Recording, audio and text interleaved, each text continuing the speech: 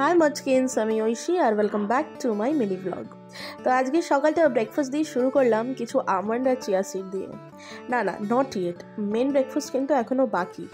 আমার অতি প্রিয় আর অতি পুরনো একটি ব্রেকফাস্ট হচ্ছে রুটি বেগুন ভাজা, যেটা আমার খেতে প্রচণ্ড ভালো লাগে ছোটোবেলা থেকে।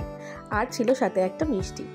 দুপুরের লাঞ্চে ছিল আজকে ভেজ ভাত, এখানে পালং শাকের ঘন্ট বা তরকারি, এখানে হচ্ছে কুমড়ো সিদ্ধ আর ডাল সেদ্ধ একদম শুকনো শুকনো করে, এটা হচ্ছে মুগের ডাল সেদ্ধ, আলু পোস্ত, বিনস আলু পোস্ত আর পাঁপড় ভাজা।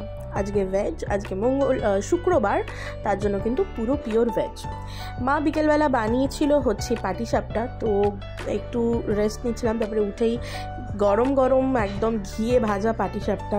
কে কে পছন্দ করো কমেন্ট করো কিন্তু অবশ্যই, আমার তো ভীষণ ভালো লাগে। তারপরে বিকেলবেলা বানাচ্ছিলাম হচ্ছে ডাল পুরি। আসলে যে ডালের পিঠে বানিয়েছিলাম সেটা থেকে কিছুটা লেফট ওভার পুর রয়ে গেছিলো, তার জন্য আমি ডাল পুরি বানিয়ে নিয়েছি। একদম ইয়ামি ডাল পুরি। কার কার ডাল পুরি খেতে ভালো লাগে বলো তো, কোনোদিন কি খেয়েছো?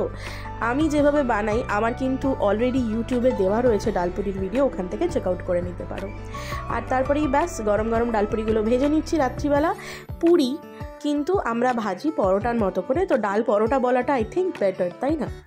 তো রাত্রিবেলার হচ্ছে ডিনারে আমি ডিনার করি। তোমরা কিন্তু লাইক কমেন্ট আর অনেক অনেক শেয়ার করে দিও, আর আমার চ্যানেলটাকে ফলো করতে ভুলো না। খেয়ে নিয়েছিলাম গরম গরম ঝাল ঝাল আলুর দম দিয়ে ডাল পরোটা।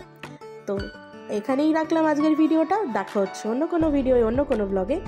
আর দেখেছো কত ভালো, কত সুন্দর স্টাফড হয়েছে ডাল পরোটাটা, দেখো একদম ঝরে ঝরে ডাল পড়ছে, এত সুন্দর স্টাফিং হয়েছে আর একটুও ফাটেনি।